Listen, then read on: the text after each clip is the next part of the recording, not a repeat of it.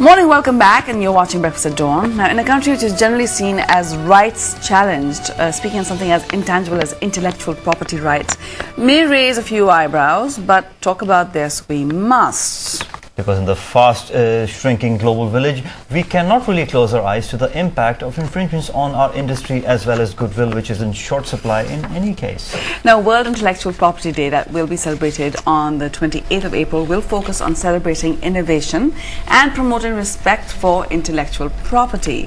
And to tell us more of this, we are joined by John Ara, who is president of Pakistan Association of Software Houses, and Ali Kabir Shah, who is the attorney at law, who is part of the firm's renowned litigation team that has conducted landmark cases on the subject in Pakistan.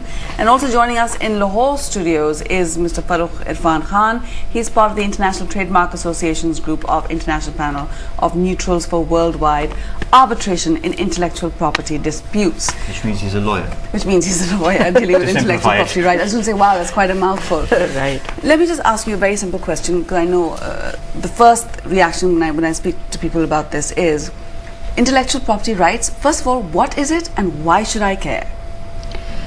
Well, intellectual property is a very broad term. It covers a lot of things. It covers books, so authors who write books or poets, right. Publishers are affected. Then, of course, there are films, literary works. Then there is my field, which is software. All this is developed, created by individuals. Okay. And they spend a lot of time developing these products which are innovative and which they want to sell and get back some of the investment that they have put in. Makes a lot of So, sense. yeah, it makes a lot of sense, and when that is infringed upon, all these people lose out. Well, you know, I mean, we have a saying, I mean, for example, because, you know, coming from the media industry, is, you know, it's an Urdu saying, halwa hum pakate hain, koi aur jaake khata hai. Basically, that's how it kind of works. Now, you've handled some cases. Oh, we have, yes. What we've seen is that in Pakistan, there's just no awareness of the fact that you can actually own what you imagine. Right. And that's what you do. You're an artist. What you're imagining is what you're creating. Yes. You don't always have to make a product to own it. And that's something that I think we need to develop as a society.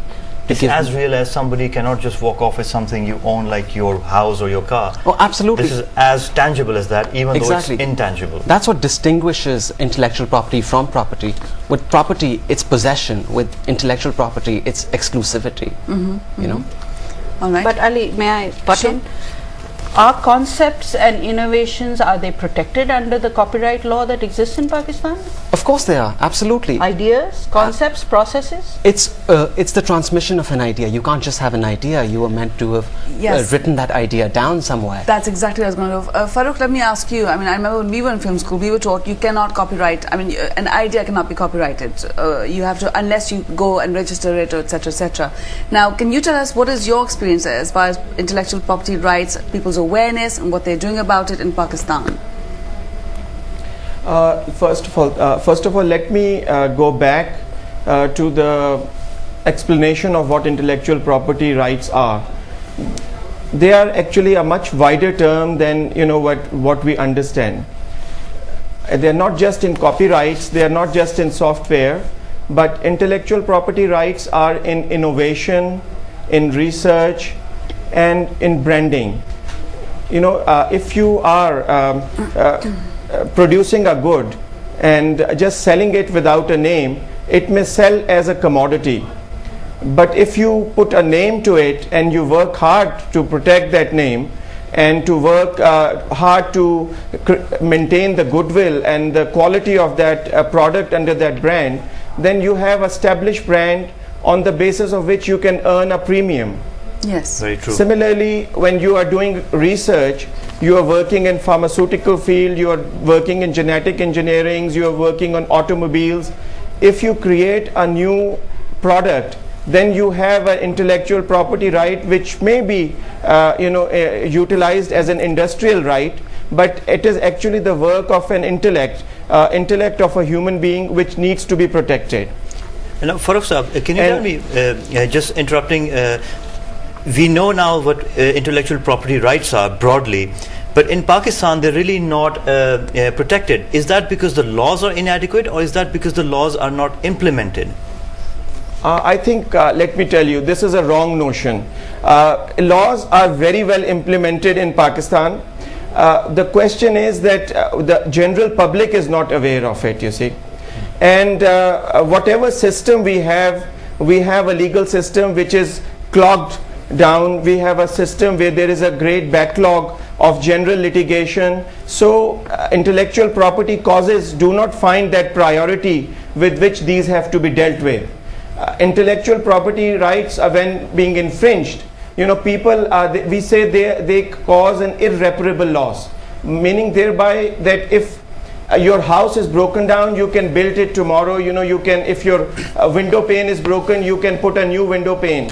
But if your idea is stolen, you know, there is no reprieve. You cannot have a resort to something where you can protect your rights. All right. So the courts have to protect your rights in the first possible opportunity. Fair enough. Janara, I know. Given sorry, let me just take part of what you said and bring it to Janara right now. You seem to disagree with this. I mean, as far as implementation of laws are concerned. I totally disagree with that. I know that some people have been successful in having IPR cases run through the courts. I think there is still not enough understanding amongst the judges, amongst the legal community, amongst the police, amongst the FIA of what IPR is and how to deal with it, especially in the area of software. And there are several reasons for that. If I have a product, I have created something, if I go and register it at a copyright office, now both these gentlemen can tell me if I'm wrong, but if I want to register a software product, I have to take the source code on a CD, I have to print out all the source code. Okay, so take the hard copy of that source code to the copyright office where they will stamp each of the pages, and then I have to leave this with them. Okay, so that they can which company in this country would like to leave their source code with a copyright office, any office? And also, I mean, come on, software and technology changes moment to moment. Yes. But the source code I leave with you will change the minute I have left my office with it. Right. Okay, so I think there are several angles at which we have to look at this. What about the priority? Is protection of IPR, we'll come back to you with this question about how high on the priority list is the protection of IPR by our law enforcement or legal system? Yes, absolutely. But before that, we're going to take a very quick break. But if you have any questions, again, now's the time. SMS in the 6622 and the format is DBT, that's Daily Breakfast Dawn. Please send your name and location. Now's the time to get in on the discussion. Please stay with us. You're watching Breakfast at Dawn.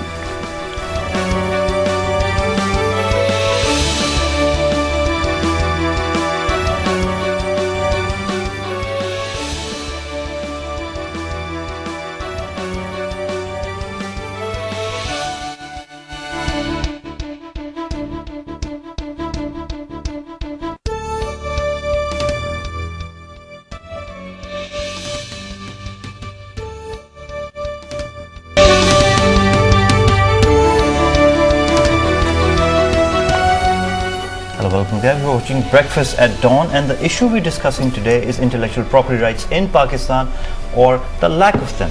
Now Jahara, you were telling us about the fact that the laws actually are not implemented as well as they could be.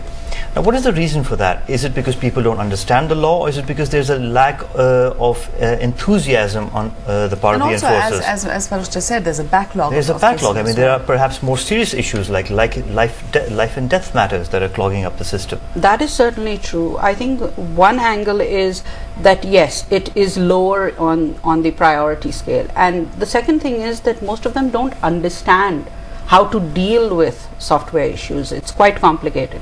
The third angle, which I think is something that we need to deal with, is that the people who work in the software companies, it's not just copying CDs and selling them, it's also people who work within software and IT companies who do not realize that if they use anything that they are working on, it is also theft. If they replicate something that they're working on, it's also theft. Yes. So a lot more of that is happening to the local industry as opposed to what is happening to international software companies. Okay. So if we develop a piece of software, we've had cases in Lahore as well as in Karachi where a young person working on the software has decided, okay, I was working on this, so this, I can do this, replicate it somewhere else and make a lot of money. Why am I just an employee? And so he puts it up on the internet because he has access to the